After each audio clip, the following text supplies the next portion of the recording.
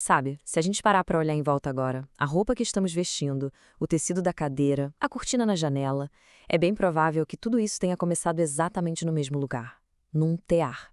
É uma das tecnologias mais antigas e importantes da humanidade, mas a gente raramente para pensar em como essa mágica acontece de verdade, né? A pergunta é essa: como é que um monte de fios soltos, um por um, se transforma num tecido forte, organizado, complexo? Parece um truque, né? Mas hoje a gente vai desvendar a engenharia e a mecânica por trás dessa transformação toda. Nosso caminho vai ser o seguinte. Primeiro, vamos entender o problema básico que a tecelagem resolve. Depois, a gente conhece os dois protagonistas de qualquer tecido.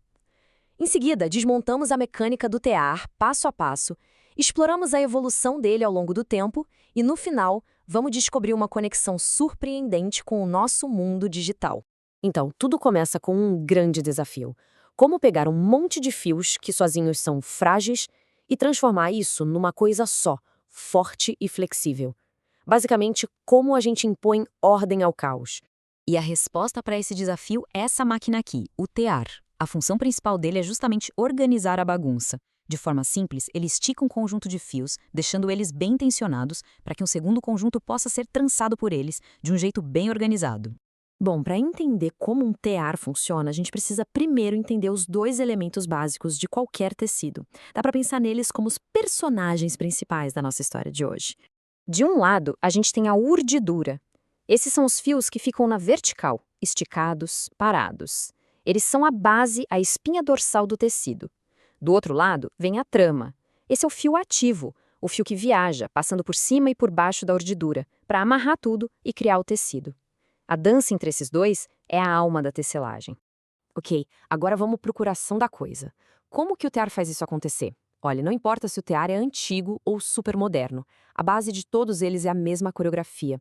Uma dança mecânica, elegante e que se repete em 3 passos. O primeiro passo é a abertura da cala. O tear separa os fios da urdidura em 2 grupos, um em cima e outro embaixo, e isso cria uma espécie de túnel. O segundo passo é a inserção da trama, onde o fio da trama é passado por dentro desse túnel. E o terceiro, a batida. Esse fio novo é empurrado com força contra o tecido que já existe. E esse ciclo se repete e repete.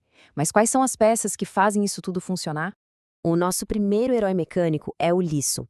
Imagina que cada fio da urdidura passa por um anelzinho, um buraco, em um desses liços. É o movimento de levantar e abaixar grupos de liços que cria aquele túnel, a cala. Ou seja, ele é o responsável pelo primeiro passo, a abertura. Aí entra a lançadeira. Pensa nela como se fosse um barquinho bem rápido. Ela carrega o carretel do fio da trama e é disparada através daquele túnel, de um lado para o outro. É ela quem faz o segundo passo, a inserção do fio. E para fechar o ciclo, temos o pente. Essa peça tem um trabalho duplo. Primeiro, os dentes dele mantêm os fios da urdidura todos alinhados na distância certa. E o mais importante, depois que a lançadeira passa, o pente avança e pá! Bate o fio novo, compactando o tecido e deixando ele bem firme. Ele cuida do terceiro passo, a batida. Então, o ritmo é esse: abrir, inserir, bater. Abrir, inserir, bater. É essa repetição quase hipnótica que fio a fio vai construindo o tecido. É o coração mecânico da tecelagem. Agora, vamos viajar um pouco no tempo e ver como esse princípio básico evoluiu. Porque o tear não é uma invenção única, sabe? É mais como uma família de tecnologias que foi se aprimorando por milênios. E a jornada é longa, hein? Começa com teares verticais, há mais de 9.000 anos. Aí a gente vê os teares horizontais surgindo no Egito Antigo.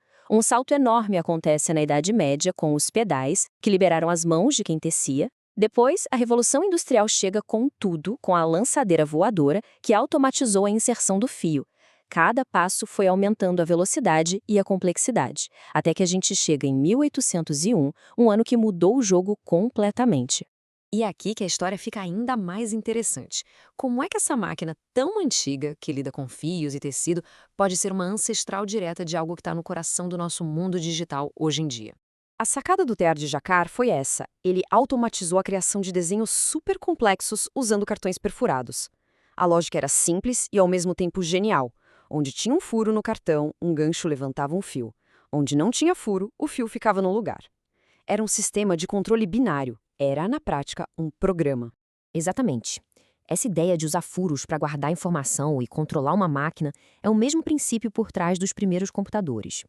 A semente da computação não foi plantada num laboratório de eletrônica, mas numa oficina de tecelagem. É de explodir a cabeça. Pensa só, um buraco no cartão é sim, ou um. Sem buraco é não, ou zero. É um sistema binário guardando dados que controlam uma operação mecânica. A lógica fundamental da computação moderna já estava ali, funcionando numa máquina de tecer seda. E o impacto dessa automação foi uma coisa absurda. O número de teares mecanizados na Grã-Bretanha saltou de uns 2.000 para mais de 250 mil em poucas décadas. Isso não só deixou o tecido mais barato, isso mudou a sociedade. Deu início a migrações gigantes para cidades e foi uma das faíscas da Revolução Industrial. Então, da próxima vez que alguém pegar uma peça de roupa, vale lembrar dessa dança mecânica da urdidura e da trama. E lembrar também que, no meio desses fios, está uma das primeiras ideias da era digital. E isso faz a gente pensar, que outros ancestrais analógicos será que estão escondidos por aí na alma da nossa tecnologia moderna?